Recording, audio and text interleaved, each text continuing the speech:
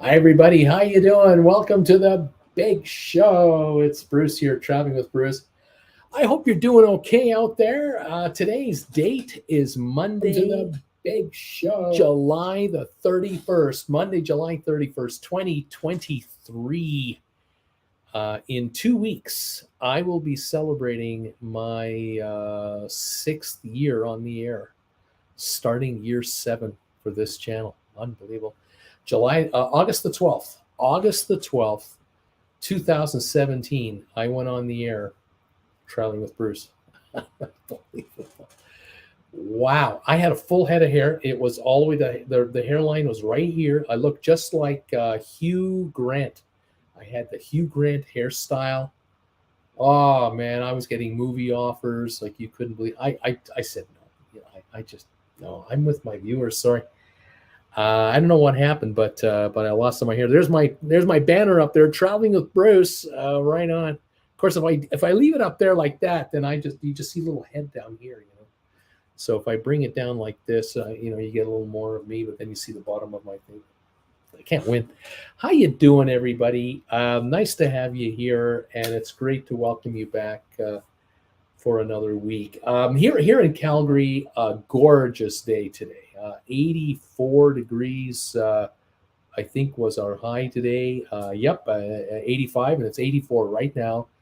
Beautiful sunny weather. They're saying there's a chance you could get a thunder shower. These thunderheads build up, and then it all comes down, and then all goes away. But at the moment, we got a nice sunny weather. It looks very calm, no wind to worry about. So far so good. For the rest of the week, will be 81 on Tuesday, 89 Wednesday. That might be our last hot day of the year, and then 79 on Thursday, Friday, 72 on Saturday for the high. 80 next week, 80, and then 74 next Wednesday. So we might have topped out. I think it was last week sometime we hit 92 for one day. And now we're going to have 89 Wednesday. And that might be the second warmest day of the year. And then we back off. I don't know. We'll see. We're at 3,800 feet elevation. So to get a very hot weather for a very long time is very, very, very unusual, and would have to be a number of factors that have to fit in, because we have Rocky Mountains just 45 minutes by car to the west of us, and the weather systems there are crazy for cuckoo puffs. They are just change all the time. The weather north, south, east, west, corridors of mountains, 10,000 high foot peaks. We get all kinds of crap, and then who knows what comes over here. Welcome all to the show. Folks are saying hello to me already. Sharon is in the house, nice and early. Number 2 thumbs ups. How are you, Sharon? Hi from Central New Jersey on a beautiful summer evening. Shady Hill Homestead. Hey, Bruce. Gas is $3.69 a gallon right now, at 86 Fahrenheit in southern Indiana, and we are number 3 on your thumbs up meter. Thank you for these thumbs ups, everybody, helping us get to 100. We hit 100 last week. Again, it happened again. It took a couple of days after the show. The rerunners who watch this program give us thumbs ups after we go off the air. I thank all of you out there on the rerun count. And a lot of you just type in a little message to me saying, hi, Bruce, I'm number 84. Hi, Bruce, I'm number 97. Hey, Bruce, I'm number 114. You guys are great. I love it when you do that. Thank you oh so much. Nathan, a sponsor member of the channel, is here. His name is in green. He's got an avatar there. Thank you, my friend, number 6. I appreciate it. Ken Koreka is here. Ken, how are you? Hello, Bruce and all from Saginaw, Michigan, where the temperature is a clear 73 degrees. Gasoline 365. We're number 4 on the thumbs up meter. I sure hope so many of you who were suffering from those smoky days, all that forest fire smoke, I sure hope it's cleared up. Has it gone away more or less for you folks? Let me know. Nathan, mid 80s in Asheville. Last week gas was $2.91 a gallon. Now it's $3.29 a gallon for regular. Thankfully, I now have a hybrid Toyota. There you go. Well done, sir. Smart move. Robert, hello all. Hi, Robert Malhut. How you doing? Number 7 thumbs ups. Appreciate it. Ken Kreka. Hey, additionally, we booked a cruise for the fall on the Norwegian Sky. The itinerary is Quebec to Baltimore for 11 days. That'll be a fabulous cruise, Ken. Fantastic. Diane Flowers, hi there, Bruce and TWB family. Number 8 thumbs ups. It's cool down in Delaware. Gas is $3.69. Jeannie is in the house from East Tennessee, along with Bill. Hello, Bruce, and all TWBers. Bill and Jeannie are here for the big show. High today, 86, warm and dry, just like us, 85, 86. We're sharing the same weather. Rocky Grasso, the man, is in the house. Sponsor member. Hi, TWB folks from Chesapeake, Virginia, number 9 thumbs ups. Ms. M is here. Hi, Bruce. And all from a hot British Columbia, Canada, the 12th thumbs up of the night. Tom Henry is here. Hello there, Sharon. He's going, hello, TWB fans. Sharon, hi there, Tom Henry. Tom Henry, Sharon is our favorite author working on a new Mike Stoneman novel yet. I just reread all 5 books the past few weeks. Lee Scherer is here, number 10 out of Boca Raton, Florida. Hot and steamy in Boca Raton. Too hot to play golf. That's bad. That's hot. Tom Henry wanting more. Kate PM is here. Hi, Bruce and TWB family. Number 14, planning a cruise from Australia to New Zealand in February. Looking for a land package for Australia. Right on. We're going to be in probably New Zealand in February. We're going to have to figure out, where are you going to be at, when, and where are we going to be at, and when. That should be fun. Wouldn't that be something we get together? Donnell, hi, Bruce and all. I am number 16 tonight. Welcome, sir, from Cork, Ireland. Clifford Sayers, hey, Bruce, how you doing? Number 16, says Clifford. Nice going, man. Thank you. Sharon, 25 thumbs ups already, 75 to go, and you got 100. Nikki Singleton, 76, and stormy in Jacksonville, Florida today. Hope everyone is well and everyone's happy this Monday evening. I hope you are too, everybody. You're doing well, and you're relaxing, and you're staying cool, not getting overheated, and all is well. Congrats to all of you. Thank you, all of you, for being here, and thanks again for your support of this channel. Thumbs ups are gleefully accepted. It helps the momentum of the channel. Jennifer and I are going to be leaving Calgary for London, England on the 22nd of August. We will be in the UK for about a week or so, and then we're going to be in Germany. We're not yet sure of the rest of our itinerary from Germany. That'll be the first week of September forward, but I do know this. We will land in New York,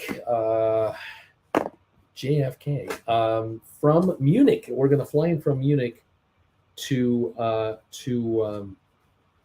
JFK,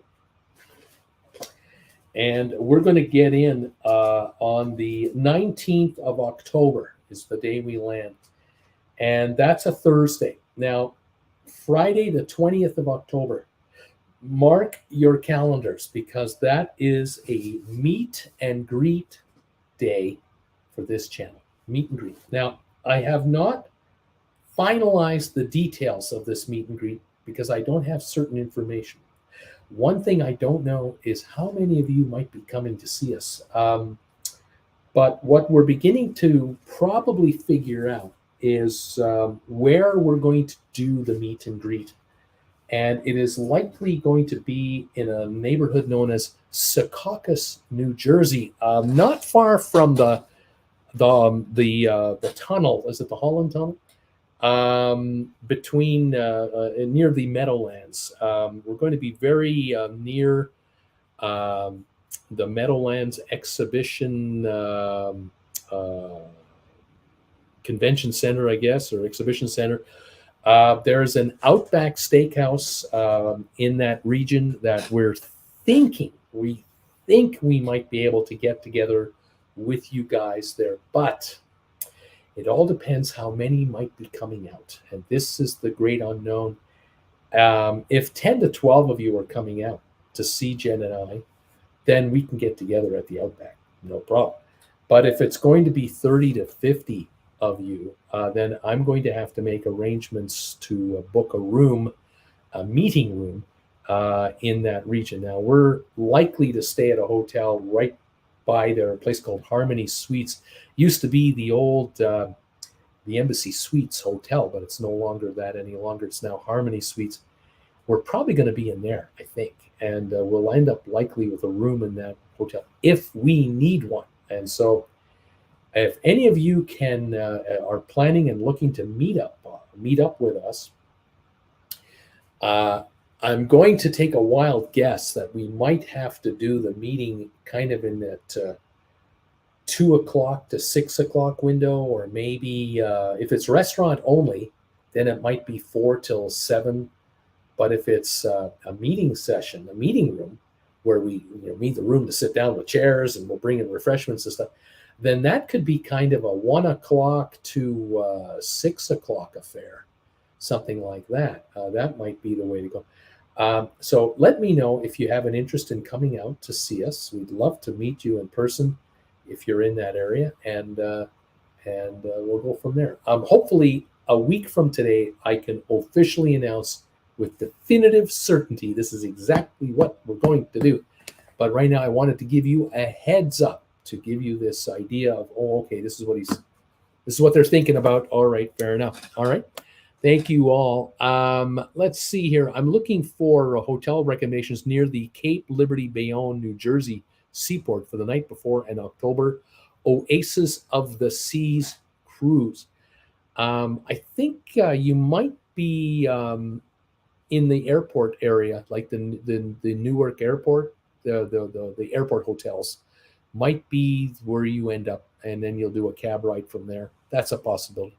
Take a look at Google Maps and figure out, how far away you are, and you'll see from above all the hotels that are listed. Kevin Chapman, number 25, thumbs ups. Happy for low humidity here. Tom Henry, Mike Stolman, number 6, titled Double Takedown is in production. Stay tuned. Number 6, Double Takedown. All right. Tom Henry, terrific, Kevin. Thank you. Tom Henry, that would be the Lincoln Tunnel. Okay, not the Holland Tunnel, the Lincoln Tunnel. All right. Sharon, we can do October 20th. It's the next day that we're heading out to town ourselves, but we're available on the 20th. Fantastic. Sylvia, number 27, I'm in the house. Welcome, Sylvia. Tom Henry, hi there. Sharon, later in the day would be better, so Kevin doesn't have to take off from work. I can be there either way. Fantastic. Fantastic. Well, like I say, we're waiting to see how many folks want to commit to this. If we have 10, 12, 14, 50, that would be a restaurant size gathering. And I'm sure the Outback Steakhouse would love to have us. But if it's going to be 30 to 50, 60 people, if it could be that many, then I'm going to have to put together a meeting room at the hotel. There's parking, ample parking right beside the hotel. There's a 4-story high parkade. The highways are there. I mean, if you're familiar with the spaghetti-like road system of that area, then you'll be all right. But yeah, that's what we're up to right now. We're going to see just what the reaction is and how many folks really want to come out to see Jen and I. We have no idea. We have never done a meet and greet for the TWB channel before. We had a meet and greet in California. It'll be 2 years this December at an Outback for the other channel, and we had about 30 people show up for that one. We got squeezed in there. We were on the outside deck. It's lovely weather. We lucked out. But this time around, on the 21st of October, which is the next day, Saturday, we're going to have a meet and greet at the hotel for the stock market channel. And I'm not sure, but it could be 30 to 60 people or more. And there's a large number of people who want to see us for the other channel. So now we'll have to see what happens with this one. So anyway, we'll see what gives. All right. Right on. Let's see. Sharon says, Rocky, I concur with Bruce. There really aren't any great places to stay near the port in Bayonne, New Jersey. So you're likely better off staying near the Newark Hotel. And I think you'll get a decent rate as well. Lots of hotels in the area, so there's competition. Sylvie, Tom, I guess the relatives are all arriving for Lance today. Poor thing. Tom, yes, sad. Tom Henry, have not heard from him yet. And Daniel Fields, hello, everybody. How you doing, Dan? Welcome to the show tonight. great to have you here. Welcome, one and all. Thank you for these thumbs ups that you're handing out to us, everybody. If you can, thank you. 28 are in the house now. We're going for 100 thumbs ups today, if that's possible. So hit that thumbs up button if you don't mind. Sylvia says, Tommy, I don't plan to hear from him until maybe Thursday or Friday. Don't know how long the relatives will stay. All right. News today. I've got some news for you. The first bit of news comes from Holland America. They made an announcement the other day talking about raising up their prices. They want to raise the prices for their cover charges to go into specialty dining restaurants. And then on top of that, they're raising some of their menu prices on top of that. So it's a hit and a hit. And don't forget, this stuff has, I think, an automatic gratuity of 18%. I don't think there's anywhere around the 18% gratuity. It might be 20. I'm not even sure. So what I have here is if you're planning on taking a Holland America cruise after September 1, so that's, a month and a bit from now, some ideas. Rudy's SEC Demer specialty restaurant, Rudy's, the cover charge is going to go from $49 up to $55, I think, a person. So you're talking $110 for two of you to walk in the door just to get a seat.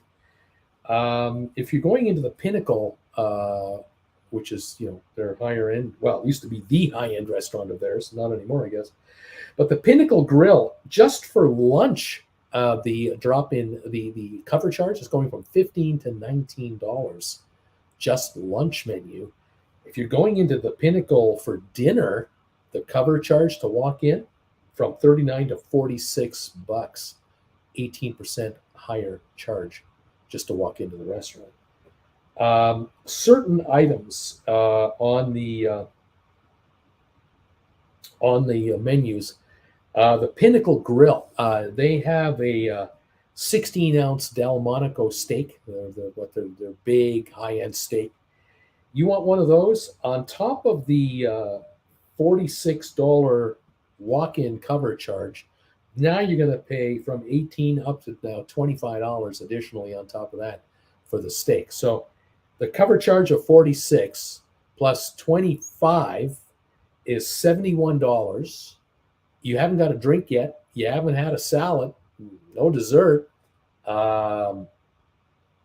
Plus what, 18 to 20% tip? You can't walk out of there for under $120 per person.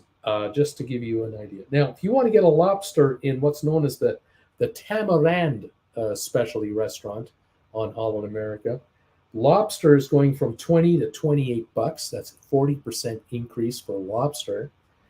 Caviar, unfortunately, those of you high flyers out there who I know most of you people who watch me, you're all caviar eaters. You pretend you're not. You tell me you're steak and potato and gravy eaters, but we all know. We know the truth. You're caviar eaters. Your caviar is going from $50 to $80. 60% more for caviar in any of the specialty restaurants on Holland America. So hello to higher prices. Not only are we seeing the charges going up for cruises, we're now seeing port charges, taxes, and fees are going up as well.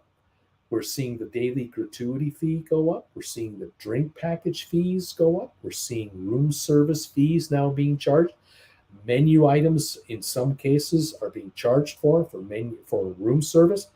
There's now up charges on cover charges and higher tipping charges across the board. 15 used to be the average, 15%, then it went to 18%. Now we're hearing up to 20% gratuity being charged on everything, whether you buy a drink one at a time, or whether it's a drink package, or whether it's a cover charge. Bingo, you're getting hit. It doesn't sound to me like cruising is as cheap as it used to be compared to other forms of holidaying.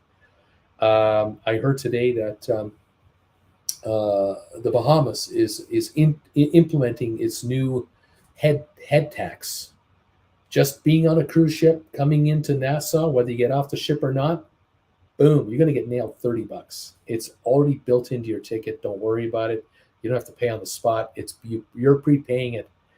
Apparently, it's $23 just for the tax to come in, whether you get off the ship or not. Then it's a $5 tourist promotion fee. That's a tax. And then a $2 environmental enhancement fee, another tax. $30 a cruiser. And that's the same if you also go to the private islands. Yeah, so the government of the Bahamas is estimating that their budget will receive their finance department. They'll get anywhere from what they used to be 45, 50 million. They're now talking 150 million a year in tourist mandatory entry fees into the Bahamas. How about them apples? Triple is what the government is going for. Now, look, I will say this much on behalf of the Bahamian people and the Bahamian government. If this money comes into the Bahamian government and it helps the government pay for all the services that they offer their citizens, like power lines, sewer lines, fire departments, police services, and all the other government services that are provided, I say way to go. But boy, I would hate to read in a few years that certain elected officials get arrested because of shenanigans with the money going into the government coffers. That would be a major drag. So I don't know. We'll see how that works out. Okay. Other news. I got a story for you here. For those of you who've been with me for a while, and for those who haven't been with me for a while, I got a story for you that some of you might remember. Some of you may have forgotten about. Some of you may not have heard of it at all. Hang on, what we got here? Let's see. What's going on here? Yeah, here we go. Thank goodness I don't eat steak. Yuck, says Sylvia. Sharon, and there's an Outback Steakhouse very near your hotel. That's the one we're thinking of going to. Kirk Brunson. Hi, Bruce and TW family. Kirk from New York City is finally here. Welcome, my friend, to the show.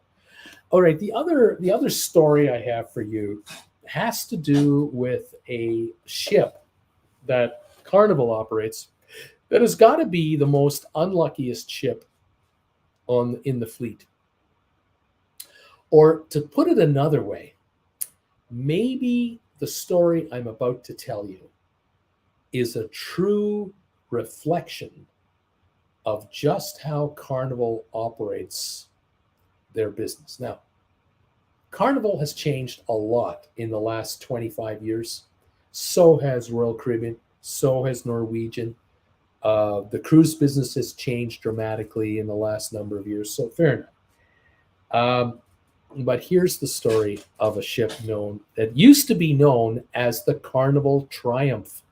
Some of you might remember this ship. The Carnival Triumph was built in 1999.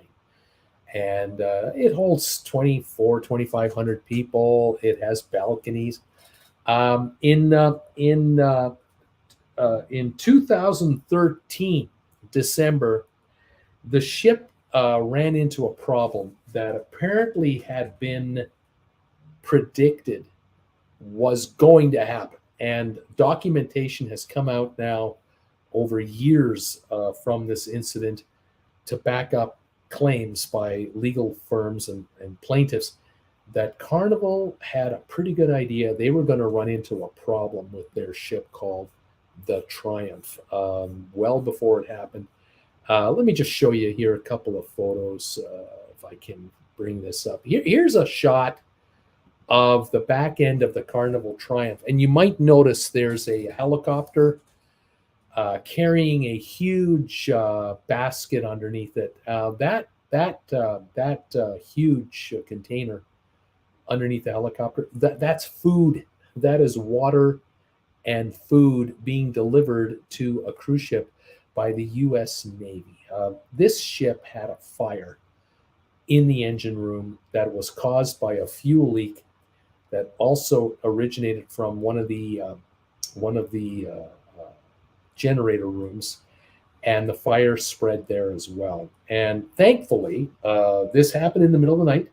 This happened out at sea in the Gulf of Mexico, and automatic fire suppression systems kicked in and helped put out the fire. So thankfully for that. So we didn't have any crew members die trying to put out this could have been a disastrous fire. However, the ship now was without any propulsion and had lost all of its electrical generating capacity. So in an instant, the cruise ship had no electricity, no air conditioning, no plumbing, no kitchen services, no laundry, no entertainment, no elevator. We're talking dead in the water, dark of night at whatever time in the morning this took place. And for 5 days, this ship was a sensation, a media sensation. Helicopters were flying around from CNN and other networks, and they were bringing in zoom shots from the passengers, these lucky ones that were in a balcony at least, who had some ventilation to the outside world, holding up a sheet or a towel with SOS on it. There were passengers who had inside rooms and crew members who were brought up to the top deck of the ship. And what they did was they took bed sheets and they made makeshift shelters from the relentless sunshine that was beating down on these passengers in the middle of the Gulf of Mexico. We're talking about 85 to 90 degree temperatures, high humidity, and no air conditioning anywhere on the ship. And that water slide up there, nobody was going up and down that slide. The water systems were shut down, so they didn't have any pools open. They didn't have any entertainment going, nothing for the kids to do. Bathrooms were a disaster. They backed up, they didn't work, and so the crew had to quickly come up with alternate ways to get you to go poo. And this cruise quickly became known as the Poop Cruise. And there were folks sleeping outside on the panorama deck, the Lido deck, the outside, everywhere they could, because they couldn't sleep in their rooms. They were like ovens. An absolute disaster from Carnival. So for 5 days, they were serving sandwiches, and then they ran out of that. They had supplies brought in by helicopter, bottles of water, and sandwiches and other snacks to get by. They eventually got the ship into Louisiana by a tugboat. An ocean tug had to be sent out to get this thing. And they brought the ship in, and people were happy to be done with it. After that, the cruise line decided that they were going to get the ship over to Cadiz.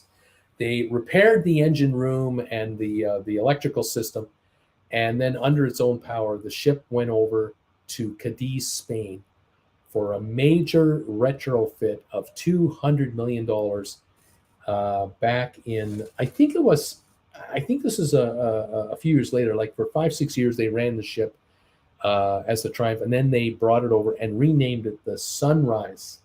And they put $200 million into the ship. But the problem was, while in dry dock, they had a fire. They had a fire on board the ship while it was in dry dock, caused all kinds of damage. They got that all repaired, redone. I mean, talk about bad luck from one disaster to another. And when it was all said and done, the ship came out looking like this. They brought the ship in for another retrofit and painted the front that blue color to make it look like the new ships that are coming out now for Carnival. And in reality, though, this is the Carnival Triumph. And she's got paint on her. I'll grant you that. And they have made changes to the ship. They added a water feature on the back, and they added some rooms to it. But now we have another story on the Sunrise. I guess just a few days ago, The ship finished a week-long cruise or a 5-day cruise. The ship was in the Caribbean, and it was experiencing temperatures of 100 degrees on the open water, and the air conditioning system failed on board the ship. The ship could not handle the heat from the 100-degree temperatures, and apparently almost every cabin on board the ship had 90-degree temperatures in their rooms for the entire cruise. And it was a disaster, just a disaster. People complaining, and the ship went on its merry way to various ports, and the Carnival people flew in technicians to try to beef up the air conditioning system. They flew guys in there. They were on the ship for the whole cruise, and they could not get the air conditioning system to handle the 100-degree air temperatures beyond 90 degrees. Couldn't get it down. What a mess. Apparently, the cruise line has offered a 50% credit to the passengers, just a 50% credit. Really? Man, that would be brutal. I can imagine we're going to hear a lot more about this from people upset. The thing that I wonder about is this particular ship is not the only one that Carnival has from the 90s that they still operate. They operate a bunch of their ships that are built in the 90s.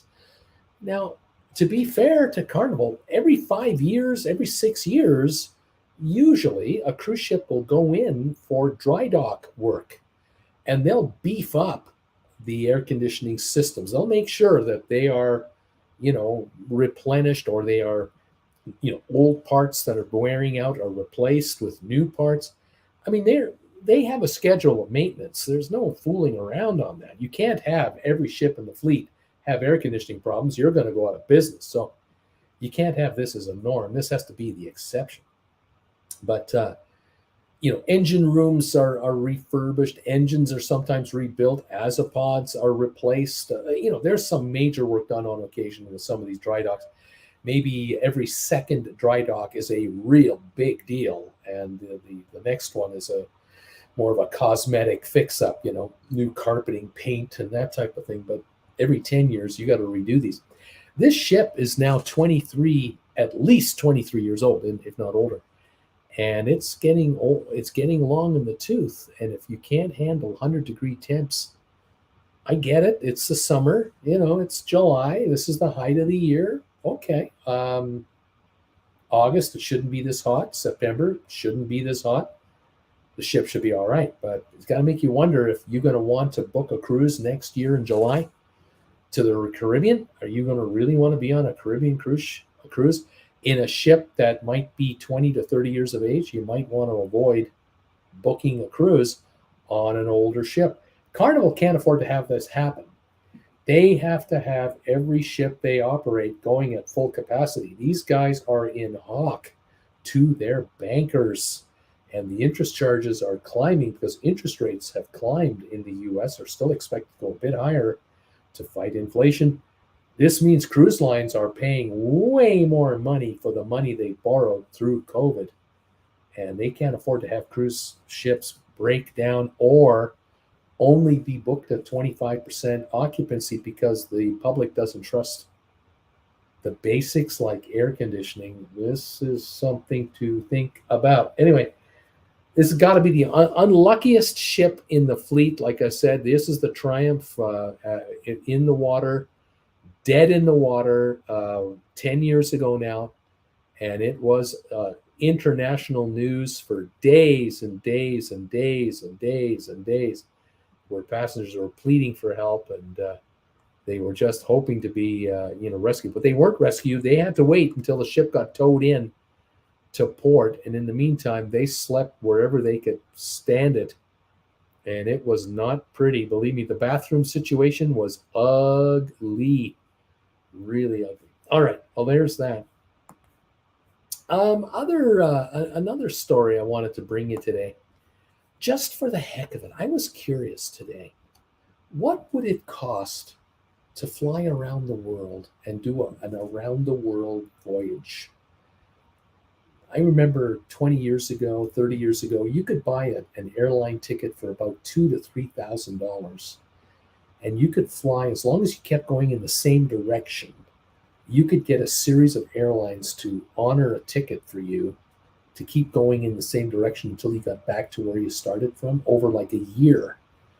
There were times where college students would get $2,000 round the world airplane tickets, and they would take 6, 8 months to go around the world from where they started from. Anyway, today, for the heck of it, I had some fun today, and I thought, why not look this up?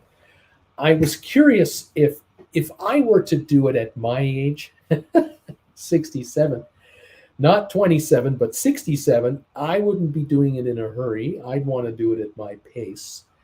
And I would want to go on nonstop flights to get to a terminal, to like a hub, and then travel from there and then get back to that hub, to the next hub, travel around there, and so on, right? And I thought, I'm also picky. I don't want to go on cheap discount airlines because I'm old and crusty and I want more service.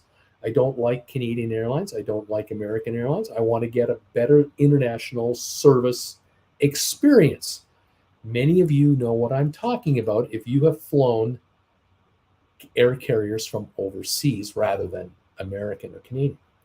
So for the heck of it, I took a look at flying on Emirates around the world and Qantas. Emirates and Qantas are partners. And I thought, why not start around the world, start Los Angeles as your starting and end point. And I thought, let's fly Los Angeles to Dubai on Emirates, even in economy, on a 13-hour flight. You're going to get far better service, far better everything, better seats, better TV in front of you and all that than on any American carrier. I mean, Delta and American Airlines can't hold a candle to Emirates as far as the quality of the plane. Hello. Hello. And so you'd go LA to Dubai. And I thought, what if you landed in Dubai on September the 15th of this year and stayed there a week? Why not? Then you would fly from Dubai and head up to Frankfurt, actually go north, and do Europe for several weeks. Why not? Then Frankfurt back to Dubai. You'd be back to Dubai around the 13th of October now. And after a week of Dubai for a second time, you leave and fly to Singapore. And I figured, out of Singapore, the world's most highly ranked airport in the world, you can hang out in Singapore for a while, and then you can go to Bali, or you could go to Japan and back, or whatever. It would take as long as you wanted. But I thought a 2-week time frame for this visit would be fine. I'd probably squeeze Bali in for a week and then pop back. Then from Singapore to Sydney, Australia, which you can do on Emirates, by the way. There's an agreement between Singapore that lets Emirates fly to Sydney, and I believe Singapore Airlines can fly in and out of Dubai to other areas. So there's kind of an arrangement there. So now you're in Sydney, Australia, at least a month or longer. And then from Sydney, Australia to Los Angeles on Qantas. And now you've completed your round the world trip. And I thought, how much would that cost? Every one of these big flights are nonstop flights. And you're going to be on A380 airplanes or 777s, wide bodies, just economy, nothing extravagant.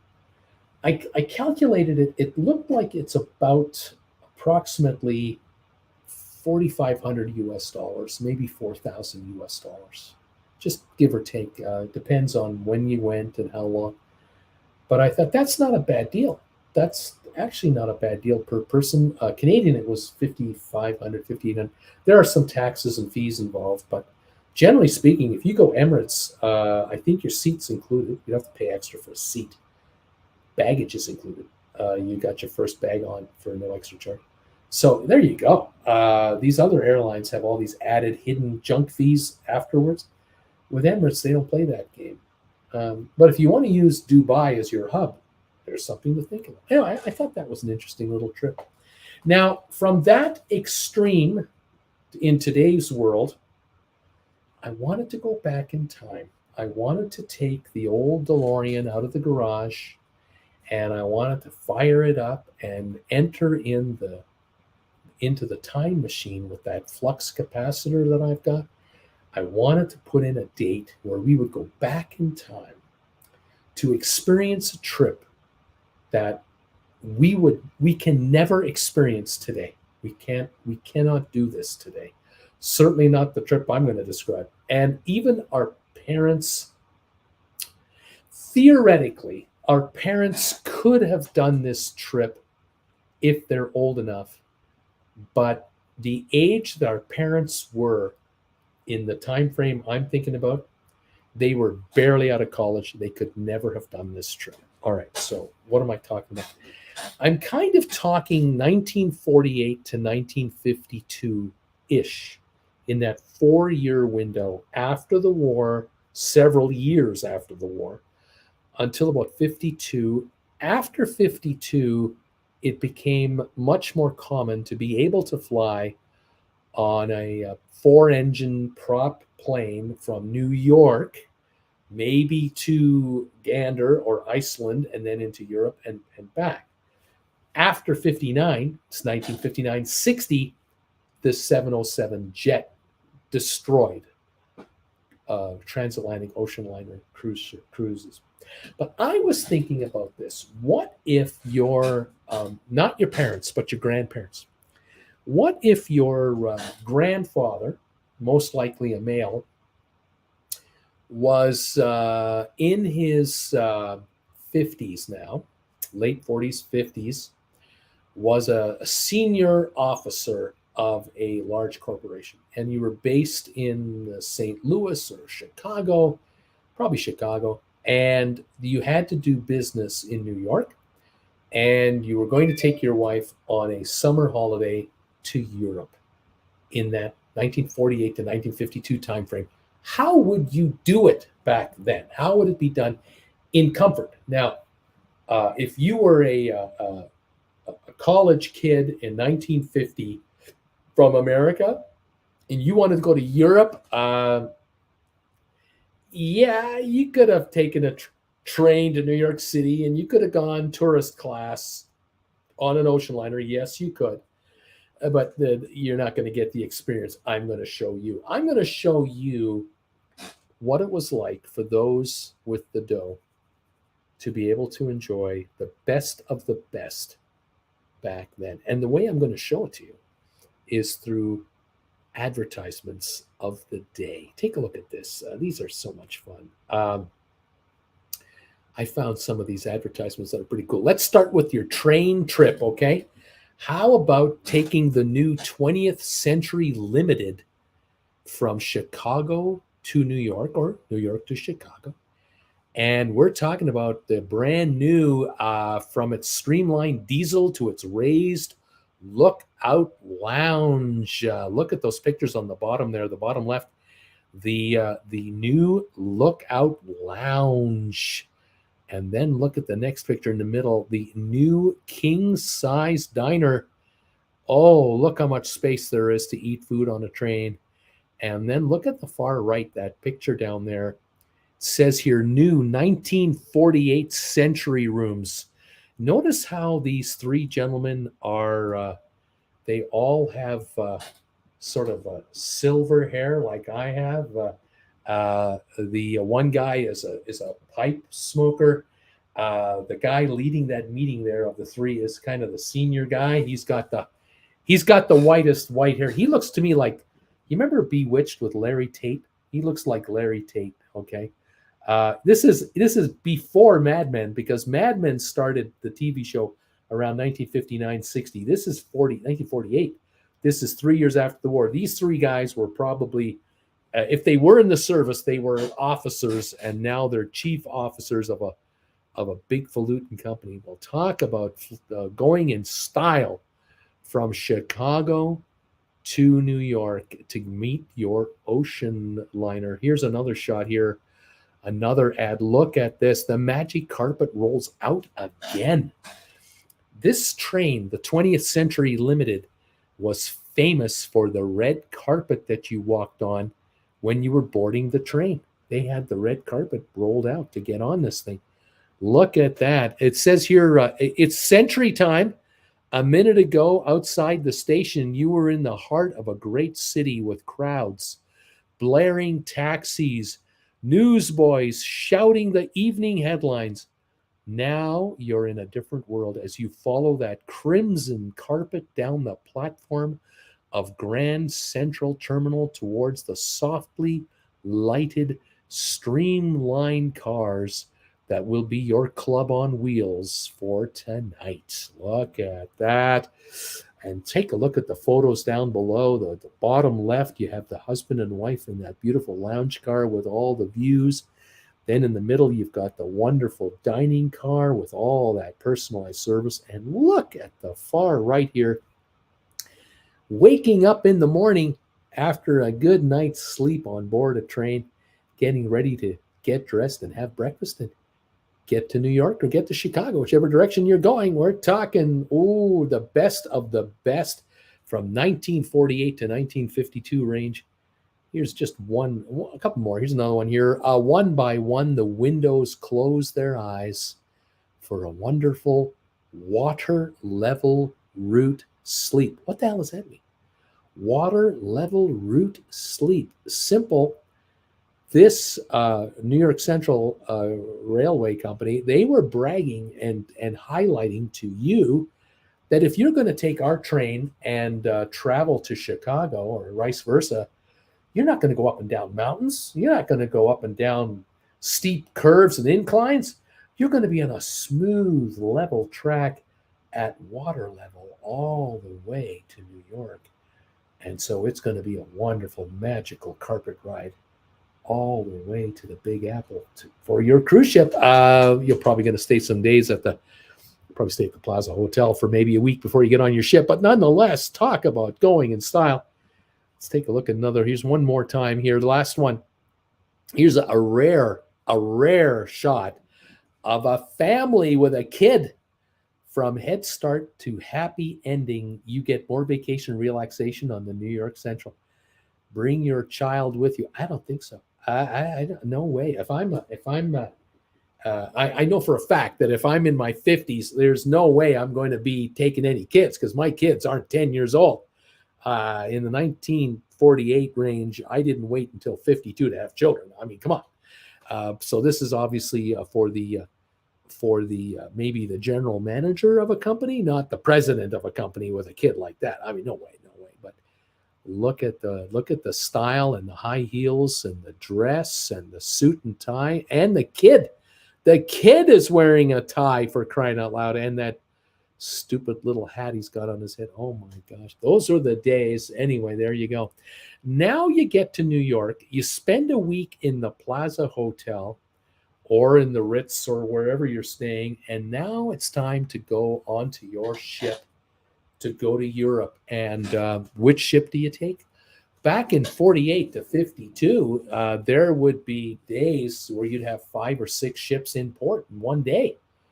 No problem whatsoever, because selection galore. Some of these ships were behemoths. They were massive machines. They could handle up to 2,000 passengers each. Think about that. A cruise ship, an ocean liner capable of 2,000 people for a 5-day voyage. Just think how much food these guys had to have. And think of the staff at 2,000 staff, maybe more. Of course, if you've been on the Oasis of the Seas or the Symphony of the Seas, 2,000 passengers, I mean, that's a nothing burger. But these were the days when 5 ships would leave New York every 24 hours. They're coming in, they're coming out, coming in, coming out. We're talking 1,000 to 2,000 passengers per ship here. That means on a typical, weekday, you could have in one day 7,000-8,000 people leaving for Europe and coming in from Europe. Think about that. And of course, every one of these ships needed a tugboat to get them out of there and guide them in, because these ships did not have bow thrusters. There was no way they could put themselves into these piers. It all had to be done with the tugboat. Well, here you go. Cunard Line, Royal Mail steamers, 5 1/3 days to cross the Atlantic. We're talking fast. Live from Liverpool to New York and Boston, Saturdays and Tuesdays. Now, there's twice a week. They probably had 4 ships on the go. 4 ships, the Queen Mary, Queen Elizabeth, and a couple more. Here's another advertisement of the day across the Atlantic. New York to Cherbourg, Southampton, and Hamburg on the United American Lines and Hamburg American Line. That's a ship probably holding 1,400 people. Huge. Now, here is what is it like on board. Check it out from Cunard. Getting there is half the fun. You can imagine that if you were a high-end executive out of Chicago, and you came to New York with your wife, and you stayed at the Plaza Hotel, or you stayed at some of the other, the Carlisle or the Algonquin or whatever they were called on Central Park. You would probably be in New York for a week, and you'd have 3 or 4 or 5 days of meetings in New York with lawyers, bankers, shareholders, who knows, customers. And then you and your wife would get on board this vessel to go across the Atlantic for a holiday.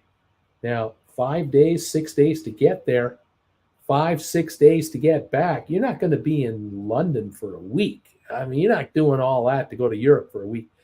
You're going over for at least a 1-month stay. So you could be heading over in maybe mid-June, and you're in New York till the end of June-ish, and then you're in Europe for all of July, and you come back in August. Or you go over in late July for all of August and come back early September. And of course, while on board, the husband, of course, as is wardrobe without question, would have a white dinner jacket and a necktie, one of these ties without a regular necktie, or a tuxedo for sure. And of course, your wife would be stunning in the latest fashions for evening gowns and party dresses without question. I mean, come on. You're not going over in a steerage class, pal. You're going over as a chief executive officer of a multi-million-dollar corporation with 5,000, 10,000 employees. You're not going over in steerage. Here's the guys. There's a classic view right here. You have the women in long evening gowns, the men in pure tuxedos, and off to the top of that picture there, that big picture, just on this side over here, right above my glasses here, just up here. You see those? I think there's 2 gentlemen over there having a chat. Those are clearly executives who are going over, maybe with their wives, maybe not, but they're certainly talking business. Of course, being on a cruise ship or on an ocean liner, you're not out of touch from the regular world at large. You certainly will have a daily newspaper brought to your cabin, because there's a printing press on board the ship to download by wire stories from New York and Europe. So you're constantly up on the headlines of the day out of Washington, New York, and Chicago and Los Angeles. You also are probably a frequent user and recipient of cables, alerts, telegrams by Morse code coming into the purser's room. So you're a constant visitor to that area of the ship. But in the evening, it's full-blown 6-course dinners and entertainment, as good as it gets. Of course, down below there, you'll see that there's the pool area and other areas, lounges, and all kinds of areas to enjoy. Here's another shot here of a happy couple going on this trip to the continent, or coming back. They might not be as happy coming back as they were going down, but they're pretty happy with it. The man with his tuxedo And believe you me, they had dry cleaning services on board that ship. And of course, the women on board these ships. Take a look at the women in the background there. No one, not a single gal on board that ship ever wore the same dress twice. On a 6-night cruise, you never saw them wear the same dress twice. So you can imagine the amount of luggage was coming along here on this cruise line. Now, of course, as time went by, as it got into the after the war years, these cruise lines tried to stay with the hip times. They didn't want to be only known as a cruise line, a service for old people or elderly with white hair. You wanted to show action. You wanted to show how you're not coming on the ship to get fat. We've got young kids here, younger executives, the next wave of executives who are going to become the chief executive officers in the mid 60s and 70s. They're on the ship too, and there's lots of activity to do to stay in shape, lots of games to play. You're not going to get just, fat and lazy. One more shot for you. Here you go, right here. Is this you? Was this you and was this your mother, your grandfather and grandfather, where they had the steeplechase going on in the main room during the evening, and the husband had on that swanky dinner jacket with that bow tie, and grandma had on her backless evening gown and the jewelry around her neck and the earrings and the brooch. We're talking more money on her ears, her wrist, and around her neck than the value of most people's houses. Number 5 is the number she drew out of the bucket. Horse number 5 is going to move up. Those porters down there, those little guys in those red outfits, are going to move those horses forward, and the whole room is just reacting to number 5 moving forward. I'll tell you, getting there was half the fun, and coming back was half the fun. And of course, you had the rail there and back, because there was no way that you were going to be able to drive your car from Chicago to New York in 1948. No way. We're talking dirt roads, two-lane roads at best. Not a chance were you going to be driving your car. You took the train to get to New York. It was reliable. It was an overnighter or it was an all-dayer, and you had the best of the best accommodations waiting for you at that hotel, with Central Park views and balconies of Broadway plays waiting for you. Going out for a cordial afterwards. I mean, it was the best of the best, with Central Park rides, horseback wagon rides. Yeah, man, New York in 1948-52, after the war, if you had this dinero, you had a good life going.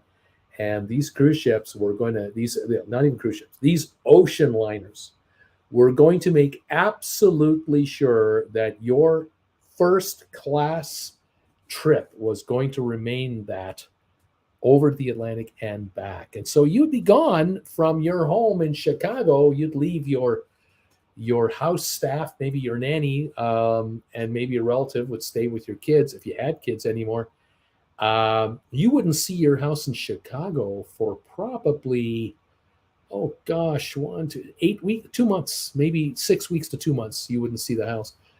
You'd be on a combination business trip and holiday trip back in the day. Can you imagine traveling like that today?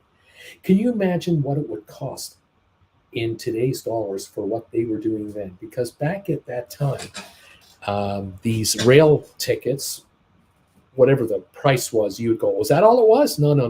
$1948, $200 a person, $300 a person, $150 a person, whatever that was.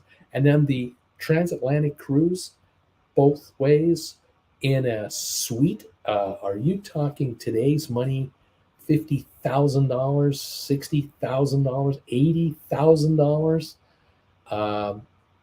and train service in Europe and the hotels in Europe for 4 or 6 weeks. Would you be in Paris for 2 weeks? Would you be in Zurich, Switzerland for a week? Would you go to the Alps? Would you head to Rome? I mean, the train service was incredible in Europe in those days. Of course, after the war, things got rebuilt very quickly. But we're talking hotel stays and train travel at top dollar in first class, all the way service. Can you imagine how much money these folks had to have, or their firms covered a good chunk of this expense to get them there and back, especially if the CEO was doing business in London and Paris?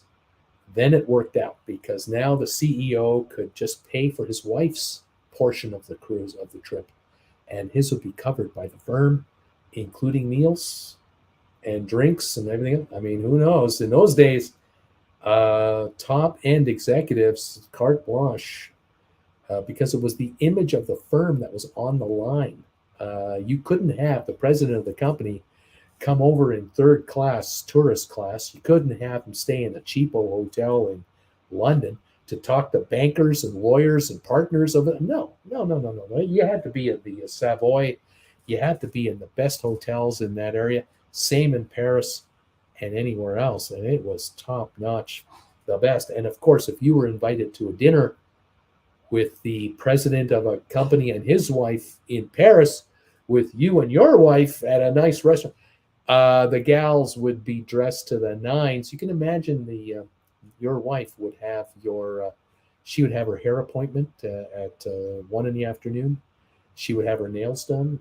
She would have her dress perfectly looked after. You can imagine the amount of money we're talking about to put this together. Even in those days, converted to today, that world sort of exists in a way, but not, because these formal things don't exist anymore. Very well-to-do people fly in private jets now across the Atlantic, and they wear sweatpants on board the plane. They don't wear suits and ties on board a private jet. You see people in business class on aircraft now. Internationally, what are they wearing? They're given pajamas by the airline to wear for 6 or 8 hours of sleep time. It's all different now. It's all so different. But that must have been something back in the day. Can you imagine? Thank you for 52 thumbs ups today, everybody. Thank you. We're halfway home. You guys are fantastic. I appreciate this very much. I hope you didn't mind a little departure today from just cruise news only. I'm glad you're all here, and you were able to pop by and see us and say hi to us. It's great to have you. Who else has come through here?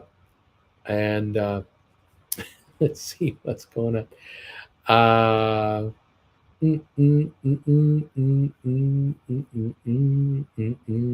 Okay, here we go.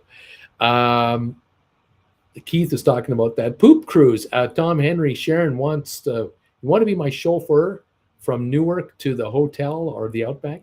Tom Henry, I'll probably try to use the United Lounge to do some work Friday after I arrive and get a ride to the area later afternoon.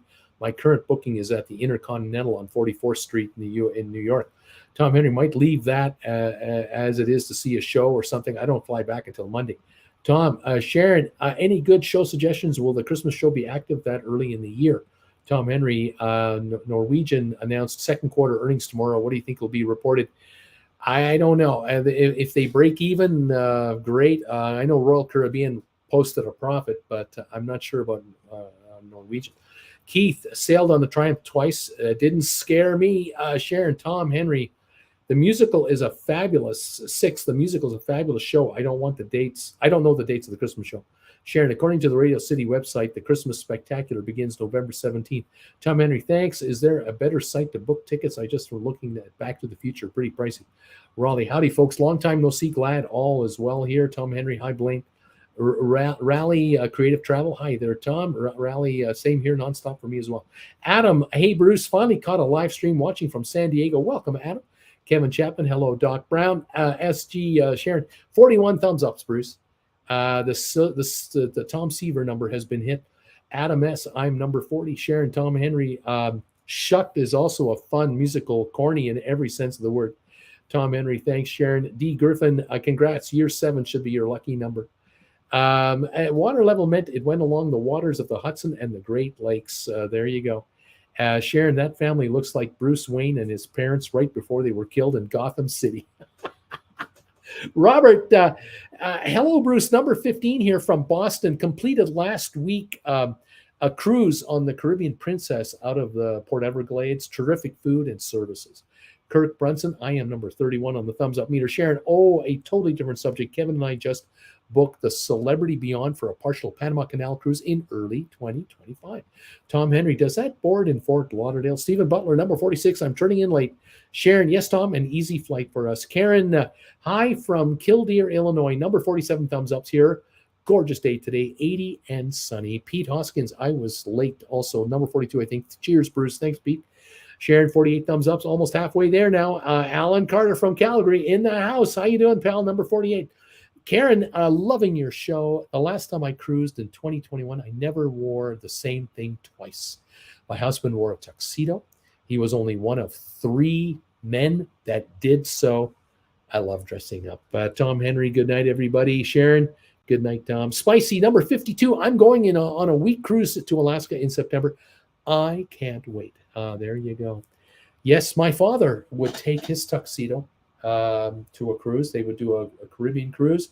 There would be at least 2 nights that he would wear the tuxedo, at least 2. My mother brought wonderful clothing with her, her finest dresses she would bring with her on a 1-week Caribbean cruise. Because every evening it was dinner time in the main dining room, and all the women were decked out. All the guys had on suits, ties, and tuxedos. And then you went dancing. You went to the stage area where the band was and went dancing. Enjoyed cocktails and cigarettes and pipes and cigars. And it was a different time with a different generation celebrating the good times after the Second World War, after the Korean War. Those were that was the time. That was the era of that moment. My parents came to Canada in 1951 on a ship. And let me show you what it is. Hang on one second. I'll just be right back. It's just over here. I was actually on this ship too. Let me show you this portrait here. Hopefully you get a good picture of it, a good view of it. That's the SS Homerick. That's the Homerick from Homelines. And that's a ship that I was on from Germany back to Canada in 1962. And that's what ocean liners looked like after the end of, soon after the end of the Queen Elizabeth and the Queen Mary. They didn't sail anymore, but they were still sailing in 62. But by 67, they were done. 69, they were finished. But my parents came across the Atlantic on a ship like that. And when they came to Canada, they were in third class. They had just enough money to get over one way. But when my parents, when my father was in the armed forces, he joined the Canadian Army. And in 1959, the division that he was part of were shipped to Germany for NATO work to defend against East Germany, West Germany. And Mom and him and my sister and I were on a ship like that. And my mother had dresses at that time because by 1959, after 8 years of being in Canada, my father was approaching 29 years of age, 30 years of age. They had some money now. They weren't wealthy, but they had definitely middle class money. And my mother was a seamstress. She made her own evening gowns and dresses. She was a full-blown seamstress. And so she had a wardrobe that you could not believe. And my dad had a suit and tie. He wore a suit and tie on board this ship every night for dinner. Dad was in a suit and tie. Mom was in a different dress. Never wore the same dress twice on a 6-night cruise. And they were in the Army. You didn't wear the uniform on board this ship. because this was not a military ship. This was a civilian ship. So all the Army guys with their wives and kids, we were just civilians and were able to act and enjoy life as civilians. Once they got to Germany, they had to report to the camp. The husbands had to report to a particular camp, I think 2 or 3 days later. And it was uniforms after that. But crossing the Atlantic, it was fancy. Coming back, my mother had 6 new dresses to wear on the way back to Canada. No dress worn twice on any ship ever. Those are the rules. Things have changed, haven't they? Quite something. Anyways, there you go. Great to have you here, folks. Thank you so much for being with me tonight. I sailed the sister ship, the Oceanic, on that one. Sharon, actually, I think I'm mistaken about that. Sorry. It might have been another one. There was a sister ship to this ship.